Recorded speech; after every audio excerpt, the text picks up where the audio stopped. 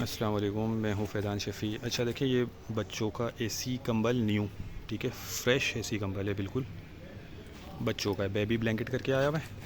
और माल देख लें माशाल्लाह, सारा न्यू होगा, चाइना का होता है, फ्रेश कंबल है बिल्कुल। कुछ ही बंडल हैं इसके।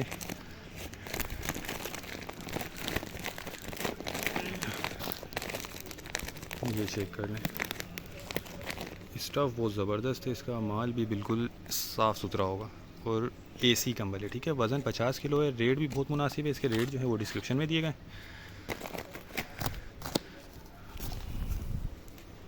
ये देख लें,